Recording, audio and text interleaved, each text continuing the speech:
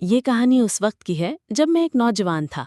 اس دور میں ایک ایسی وبا ہمارے شہر اور محلے میں پھیل گئی تھی جس نے سب کو خوف زدہ کر رکھا تھا۔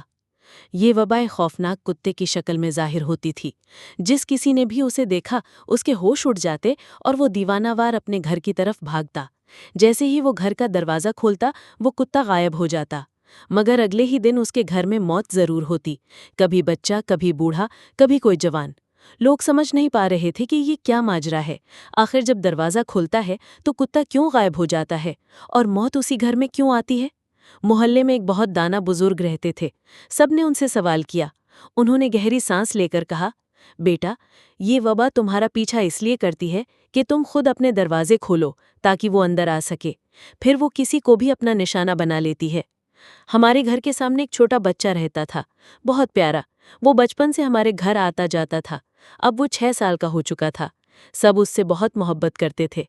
ان دنوں وہ ہمارے گھر کم آتا تھا، لیکن میں روز اس کے لیے کوئی نہ کوئی چیز لے کر آتا اور رکھ دیتا کہ جب وہ آئے تو لے جائے۔ ایک رات جب میں دیر سے کام سے لوٹ رہا تھا تو راستے میں اچانک میں نے دیکھا ایک ہولناک کتا میرا پیچھا کر رہا ہے۔ وہ اتنا بھیانک تھا کہ مجھے لگا جیسے کوئی بھاری بھرکم درندہ ہے۔ اس کا منہ بڑا، آنکھیں باہر کو نکلی ہوئی اور چہرہ خون خوار۔ میں فوراً مین روڈ کی طرف بھاگا۔ میرا دل بس یہی کہہ رہا تھا کہ کسی طرح اپنے گھر والوں کو بچا لوں۔ وہ کتا میرے پیچھے پیچھے دوڑتا رہا۔ میں جان بچا کر ایک کونے میں چھپ گیا۔ اس رات میں گھر نہیں گیا۔ صبح جب گھر پہنچا تو سب سے پہلے میں نے وہی سوال کیا جو میرے دل میں تھا، امی، سامنے والا بچہ کیسا ہے؟ امی نے آہ بھری اور کہا، بیٹا، وہ کل سے گھر سے نکلا ہی نہیں۔ میں نے بس اتنا کہا، اچھا، ناشتہ کیا اور دوبارہ کام پر چلا گیا۔ جب رات کو واپس آیا تو امی سے پوچھا، امی، آج بھی وہ بچہ نہیں آیا؟ میں اس کے لیے چیز لایا تھا۔ امی کی آنکھوں میں آنسو آ گئے۔ میں گھبرا گیا۔ امی، کیا ہوا؟ وہ روتی ہوئی بولی، بیٹا، آج اس کی موت ہو گئی، وہ اسے بھی مار گیا۔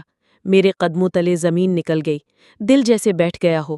امی نے زبردستی مجھے کھانا کھلایا اور میرا بستر لگا دیا۔ میں نے روشنی بند کی اور امی کمرے سے باہر نکل گئیں۔ جیسے ہی امی کمرے سے باہر نکلی، اچانک کسی نے دروازے پر زور سے دستک دی، ٹھک ٹھک ٹھک۔ امی رک گئی۔ میں بھی فوراً بستر سے اٹھ کر کھڑا ہو گیا۔ باہر سے کوئی دروازے کو زور زور سے دھکتے دے رہا تھا۔ آواز میں ایک وحشت تھی، جیسے کوئی زنجیروں سے بندھا جانور چھوٹنے کی کوشش کر رہا ہو۔ بھائی بھی ہڑبڑا کر جاگ گئے۔ ہم سب ایک ساتھ بولے، کون ہے باہر؟ کون ہے؟ لیکن کوئی جواب نہ آیا، صرف دروازے پر ضرب کی آوازیں گونجتی رہیں۔ تب میں نے ہمت کر کے کہا، کون ہے؟ اور اس کے فوراً بعد دروازے کے اس پار سے ایک آواز آئی، وہی بچہ۔ ہاں، وہی بچہ جو ہمارے سامنے والے گھر میں رہتا تھا، وہ جو آج دن میں مر چکا تھا۔ بھائی، دروازہ کھولو۔ میرا رنگ زرد پڑ گیا۔ آواز بالکل اسی بچے کی تھی، معصوم سی، سہمی ہوئی۔ میں چونک کر بولا، یہ وہی بچہ ہے، وہ زندہ ہے، دروازہ کھولو۔ امی اور بھائی نے مجھے زور سے پکڑ لیا، جیسے میں پاگل ہو گیا ہوں۔ نہیں بیٹا، امی چیخیں۔